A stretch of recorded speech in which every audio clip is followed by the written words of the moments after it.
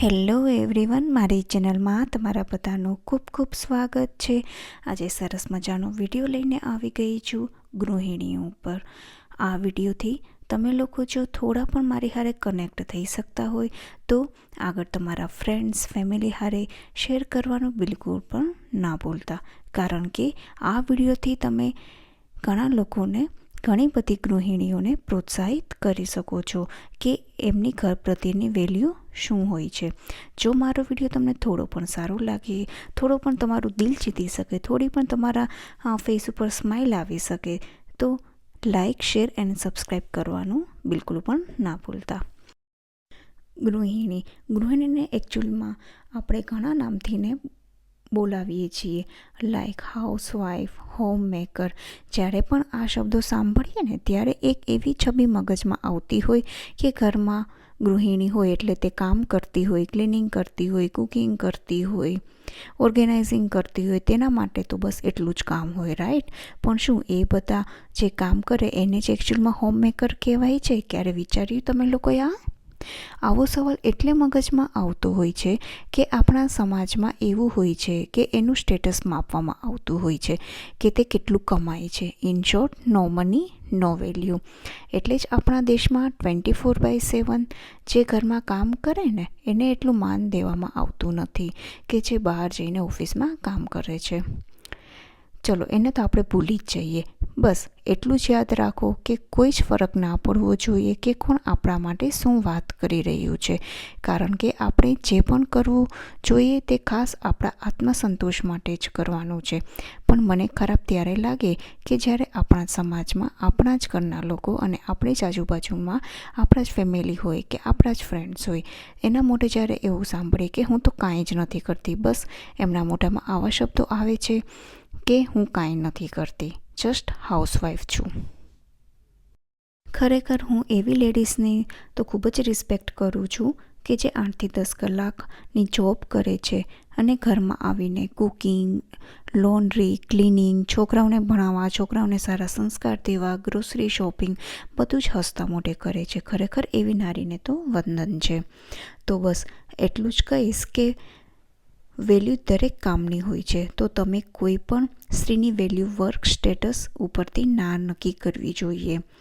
આપણે કહીએ ને કે દુનિયાનો છેડો ઘર એ એવી જગ્યા છે કે આપણે ત્યાં રિલેક્સ અને વેલકમ ફીલ થતું હોય, રાઈટ।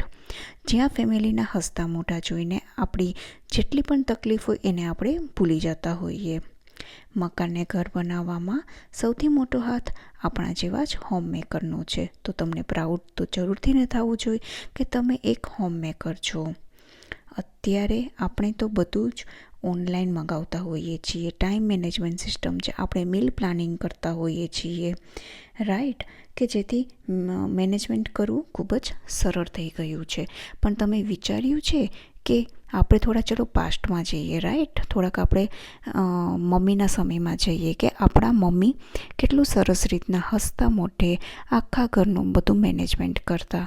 એનો જવાબ એ જ છે કે તે તેના કામ પ્રત્યે ખૂબ જ ડેડિકેટ રહેતા હતા, કે હંમેશા એમના કામ યાદ રહેતા હતા। મને હજી પણ યાદ છે કે જ્યારે હું સ્કૂલેથી 2 વાગે ઘરે આવતી ત્યારે મમ્મી હંમેશા ગળે લગાવીને સ્વાગત કરતી હતી હસતા મોઢે, રાઈટ। અને હંમેશા ઘર આપણે જ્યારે પણ ઘરે આવીએ ત્યારે આપણે નીટ એન્ડ ક્લીન જ મળતું। એ તો એને પણ એકચ્યુઅલમાં ખબર હોય કે છોકરાઓ જેવા ઘરે આવે એવું જ ઘર ખરાબ થઈ જવાનું છે, રાઈટ।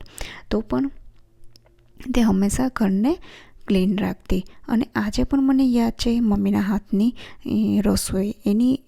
રસોઈ જ્યારે બનતી ત્યારે ઘરના આપણે કહીને દરવાજા સુધી સુગંધ આવતી। ગમે એટલું આપણે ઘર ખરાબ કરતા તો પણ તે જરાય ખીજાતી નહીં, હંમેશા સ્મિત રાખતી, ત્યારે આ વસ્તુની વેલ્યુ થતી નહીં। પણ આજે જ્યારે હું હોમ મેકર બની ત્યારે આ વસ્તુનું મને રિયલાઇઝ થયું કે એમનામાં કેટલું પેશન્સ હતું, કે કોઈ દિવસ તે ડિમાન્ડ કરતા નહીં અને એમની બધી જ તે રિસ્પોન્સિબિલિટી નિભાવતા હતા। ખરેખર એ નારીને વંદન નથી? સ્ત્રી એટલે માત્ર હાઉસવાઈફ જ નહીં, પણ તમારા ઘરમાં તમારા માટે 24/7 અને 365 ડેઝ હંમેશા હાજર રહેતી એક ડોમેસ્ટિક એન્જિનિયર છે કે જેના વગર ઘરના સર્વની દિનચર્યા બેહાલ થઈ જતી હોય છે, રાઈટ? હોમમેકર ઘરને હંમેશા વેલકમિંગ બનાવે છે, શાંત રાખે છે, હસતા મોઢે આપણે બધું જ મેનેજ કરીએ છીએ. તો શું તમે તમારા કુટુંબને હસતું ખીલતું જોવા માગો છો? તો શું ખરેખર હોમમેકર બનવામાં શું ખોટું છે? ક્યારે વિચાર્યું તમે લોકોએ? હોમમેકર હંમેશા પોતાના કુટુંબ માટે, છોકરાઓ માટે હંમેશા એકની સામે જ મસ્તક નમાવતી હોય છે, એ છે ભગવાન. અને હંમેશા ઘરના લોકો માટે તે પ્રાર્થના કરતી હોય છે. જો હું મારા ઘરના માટે લાફ્ટર ડોઝ, એક સારી માં, એક સારી ગુરુ, એક સારી વહુ, એક સારી પત્ની બનું, તો શું હું ખાલી હાઉસવાઈફ જ કહેવાઈશ?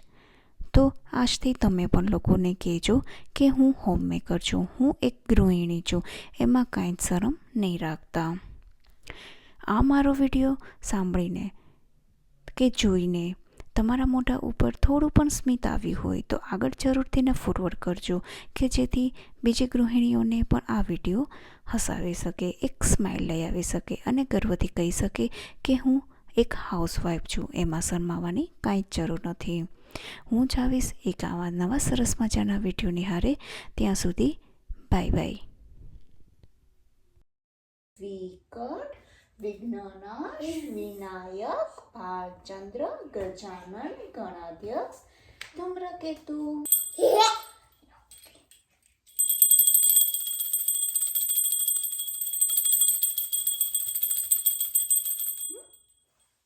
ચલો આરતી આપો બેટા, પેલા ભગવાનને આરતી આપો. હા હા,